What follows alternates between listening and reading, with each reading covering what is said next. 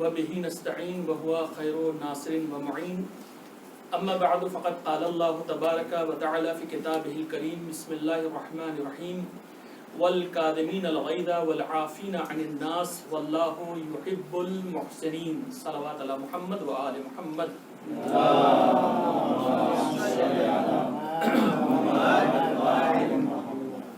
અલ્હમ્દુલિલ્લાહ કે જે હમણાં પૈગામ તમને સુધી તમારા સુધી પહોંચી ગયા છે આ એક બહુ મોટા પૈગામ છે અને કૌમ માટે બહુ જરૂરી વસ્તુ છે આજના જમાનામાં એમે દુનિયામાં આપણે જોવા જાય તો કોઈ આપણા છે નહીં તો કમસે કમ આપણે સાથે ભેગા થઈને રહીએ તો વધારે સારું કહેવાય તમે કોઈ દુનિયામાં જોવા જાવ આજે ઈરાન એકલા છે શા માટે કારણ કે શિયા છે પૂરી દુનિયા એક તરફ છે ઈરાન એક તરફ છે આપણે બહુ ઓછા છે તો કમ સે કમ આપણે સાથે મોહબ્બત સાથે રહીએ હવે ખબર નથી એક ઇન્સાનની અંદરમાં કંઈ થાય છે મને જરાય ખુદા શાહિદ છે રમઝાનના મહિના છે મને ખબર નહોતી કે આ લોકો પ્રમુખ લોકો આવી રહ્યા છે અહીંયા કે ઇન્શાલ્લાહ આ પૈગામ સારા પૈગામ અહીંયા દેવામાં આવશે હવે આજે હું જે સબ્જેક્ટમાં કંઈ બોલવાનું હતું શાયદ ઈ જ રિલેશનમાં આવી ગયા દરમિયાનમાં હવે સાંભળતા જાઓ ઇન્શાલ્લાહ આજની જે તારીખ છે ખાસ એ તારીખ ઉપર મને જરાય બોલવું છે આજના જે મહિનાની જે તારીખ ચાલી રહી છે આજના તે દિવસ હતા કે જે દિવસ પૈગંબર ઇસ્લામ મહાજિર અને અંસાર ને વચ્ચે મોહબ્બત પેદા કર્યા હતા આજની તારીખ હતી અને હું આજે જ્યારે દર્શ જોતો હતો તો એમાં હું જોયો કે થોડા તમને જાણ કરું કારણ કે જે તારીખ પ્રમાણે એક દિવસ તૌરાત નાઝિલ થઈ એક દિવસ ઝુબૂર નાઝિલ થઈ એક દિવસ ઇન્જીલ નાઝિલ થઈ અને શબ કદ્રમાં કુરાન એવી રીતે આ જે રાત છે આ રાતની અંદરમાં પૈગંબર ઇસ્લામ જે હિજરત કરીને આવ્યા પછી મક્કા થી મદીનામાં તો મદીનામાં જેટલા હતા એને કહેવાય અંસાર છે મદદ કરવા વાળા અને જે સાથમાં આવ્યા હતા મક્કા થી એને કહેવાય મુહાજિર હિજરત કરીને આવ્યા હતા તો મુહાજિર તો હવે મુહાજિર અને અંસાર બે લોકો આપસમાં મોહબ્બત આમ કેવી રીતે પૈગંબરે મોહબ્બત કરાવ્યા છે બધાને ભેગા કર્યા કારણ કે હું તાલમેલ બેઠતો નહોતો કઈ સરખી રીતે સરખું આવતો નહોતો કઈ કોઈ બીજા સાથે બેઠવા બહુ તૈયાર નહોતો તો પૈગંબર બોલાવે છે બધાને અને એક માણસને બીજાના ભાઈ બનાવે છે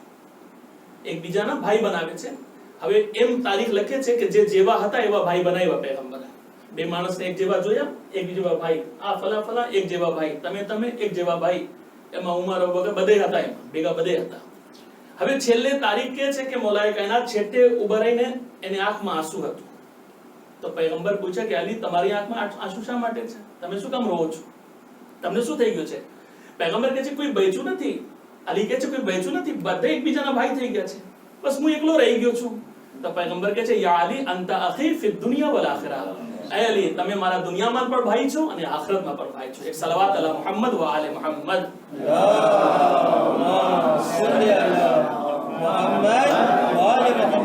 એટલે આપણે આ મોહબ્બતને તોડે નહીં કોઈ ભી હિસાબે આ ચીજ બહુ મોટી ચીજ છે અને અલ્લાહની આપેલી એક નેમત છે જે આપણને મળી છે હવે અમુક લોકો આપણે મુસલસલ કુરાનની એક આયત ઉપર ચર્ચા કરે છે કે જેમાં અખલાકી વાત હોય જે આપણને કામ આવે અમુક લોકો બાર મને પૂછે છે કે ભાઈ અમારે છોકરા લોકો ગુસ્સા બહુ કરે છે છોકરીને ગુસ્સા બહુ છે એક દિવસ મેં કુરાનમાં તમારી આયત પઢીને સંભળાવ્યો હતો કે કુરાનમાં હર એક બીમારીનો ઇલાજ મોજૂદ છે ફીહે શિફાઉન વ રહમતુલ લિલ મુમિનીન મુમિન માટે શિફા ભી છે અને રહેમત ભી છે એક આયત તમને આજે ઇન્શાઅલ્લાહ હું કહીશ જેને પણ ઈ તકલીફ હોય ઈ આયત પઢીને પાણી ઉપર મૂકીને પી શકે છે ઇન્શાઅલ્લાહ ગુસ્સા હેલા જશે આમાં શું છે કુરાન મજીદમાં આલે ઇમરાનમાં 134 નંબરની આયત છે અલ્લાહ ઇરશાદ ફરમાવે છે વલ કાદિમીન અલ ગૈઝા વલ આફીન અનિન નાસ ગુસ્સાને પી જાય અને માણસોને માફ કરી આપે વલ્લાહુ યુહિબ્બુલ મુહસિનીન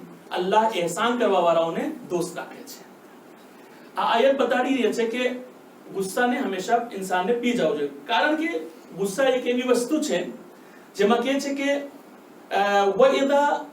વઇઝા મા ગઝબુહુમ યગફિરૂન જ્યારે મુઅમિનને કોઈ દિવસ ગુસ્સો આવે છે ત્યારે માફ કરી આપે છે એક મુઅમિનની સિફત અલ્લાહ એવી રીતે બયાન કરે છે શા માટે ગુસ્સા બહુ ખરાબ વસ્તુ છે કે છે એટલા માટે અલ ગઝબુ મિફ્તાહુ કુલ્લી શર હર બુરાઈની તમે કઈ ચાબી ગોતવા જાશો તે ગુસ્સા છે ગુસ્સા इंसान હવે તો એક બહુ લંબી ચોડી બહેસ છે આજે હું જોતો હતો કેટલી લંબી બહેસ છે કે શા માટે આવે છે ને કેમ આવી જાય છે ને શું કામ એ આપણે એમાં બહેસ નથી કરતા આપણે ફક્ત મૂળની વાત કરીએ કે જે કામની વાત છે એટલી જ છે હર એક બુરાઈ અહીંયાથી ચાલુ થાય છે. જ્યારે ઇન્સાન ગુસ્સામાં આવે છે ત્યારે કંટ્રોલ ખોઈ નાખે છે, અને કંટ્રોલ ખોઈ છે એટલે મગજ પછી કામ નથી કરતા કે શું બોલવાનું છે, શું નથી બોલવાનું, સામને કોણ છે, પછવાડે કોણ છે, થાશે શું, કેમ થાશે, કાંઈ ખબર નહીં પડે. એટલા માટે એને ઉપર કંટ્રોલ કરવું બેહદ જરૂરી છે હર ઇન્સાન માટે, આપણા બધે માટે છે. પછી પૈગંબર ઇસ્લામ હઝરત મોહમ્મદ મુસ્તફા સલ્લલ્લાહુ અલૈહિ વસલ્લમ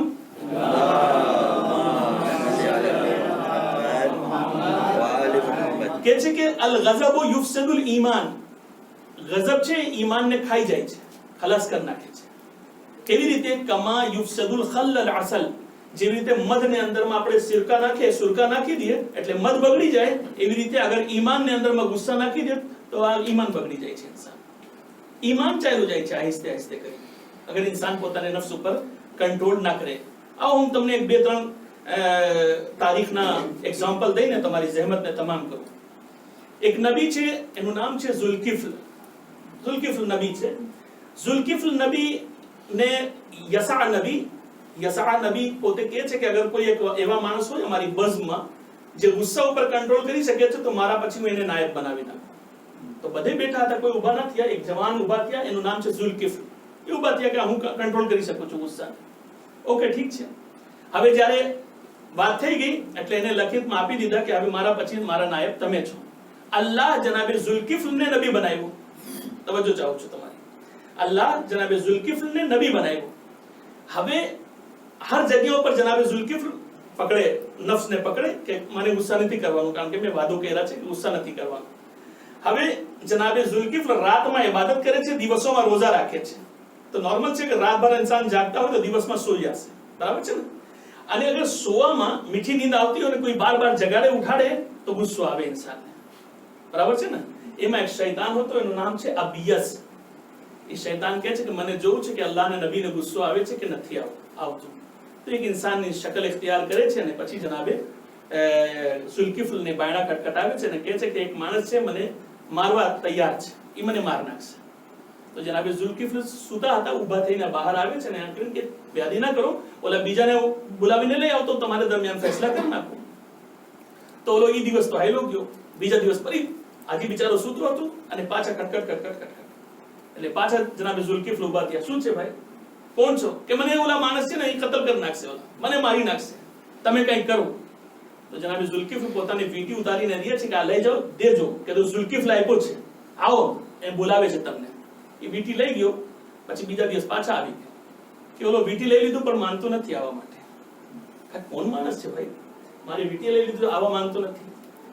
કાગળ લખીને દે છે બીજા દિવસ, ક્યારે કાગળ લઈ જાઓ અને કાગળ લખીને દેજો, કેજો કે આ ઝુલ્કિફલે આપ્યા છે. કાગળ લઈને જાય છે અને કાગળ આપે છે, ક્યારે તમને કાગળ આપ્યો છે, ચલો. ઓલો આવવા માટે તૈયાર નથી. પાછા આવીને દરવાજો બાયણા ખટખટાવે છે. જનાબે ઝુલ્કિફલ કહે છે કે બસ ઠીક છે. એના હાથ પકડે છે અને કહે છે હાલો હું તમારા સાથે એને પાસે જાઉં છું આજે. એટલે જનાબે ઝુલ્કિફલ જ્યારે એને પાસે જવા માંગે છે, ઓલો અબિયસ જે શૈતાન હતો એ હાથ છોડાવે છે કે કાંઈ એવી વાત નથી, કોઈ મને મારી નથી નાખતો, હું ફક્ત જોતો હતો કે તમને ગુસ્સા આવે છે કે નથી આવતો. તો હું અજમાવી લીધું છે તમને ગુસ્સા, તમે જેમ વાદો કર્યા છે એમ તમે વાદા ઉપર ખરા ઉતરી ગયા છો. એટલે ઇન્સાન અગર ચાહે તો પોતાને નફ્સને પકડી રાખે. અને આ મહિના એટલા માટે તરબિયતનો મહિનો છે. હું હંમેશા તમને કહું છું, નમાઝ તરબિયત છે, રોઝા તરબિયત છે, હજ તરબિયત છે. એક ફેરમાં બધું લાગુ નથી પડતું. આપણને 11 મહિના સુધી નમાઝ પઢાવવામાં આવે છે. નમાઝ 17 રકાત છે, 17 મિનિટ છે. યાની 17 મિનિટ તક તમે તમારા નફ્સને પકડો, બરાબર છે ને? 17 મિનિટ સુધી, 24 કલાકમાં 17 મિનિટ તમે અલ્લાહ માટે રાખો કે એમાં કોઈ બીજા ખ્યાલ ના આવે, ફક્ત અલ્લાહ ને અલ્લાહ હોય, બીજું કાંઈ ના હોય.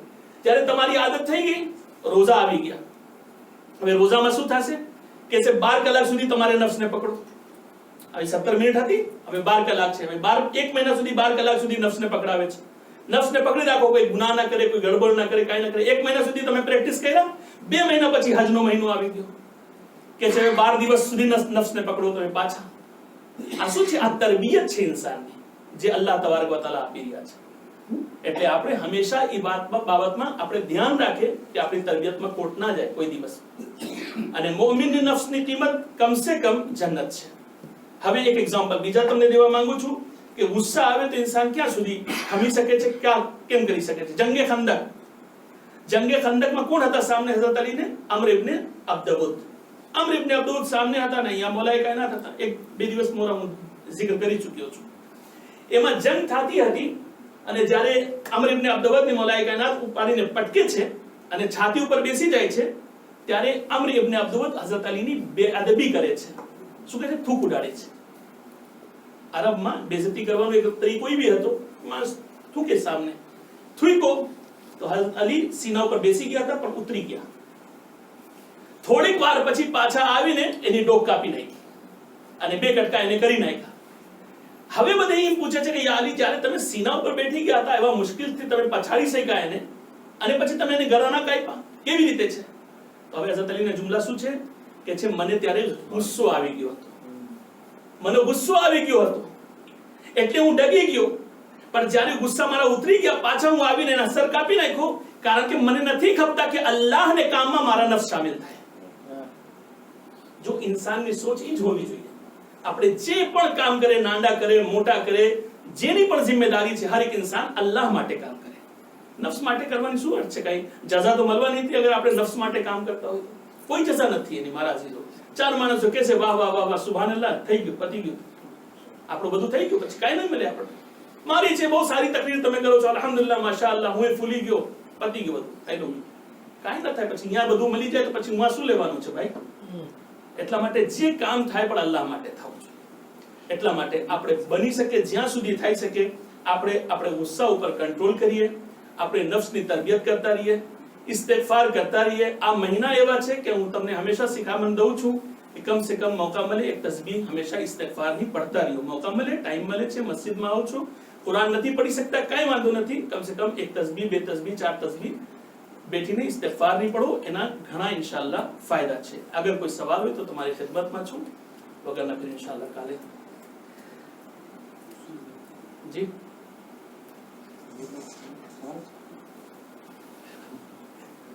बिस्मिल्लाह. सलावत अला मोहम्मद व आले मोहम्मद.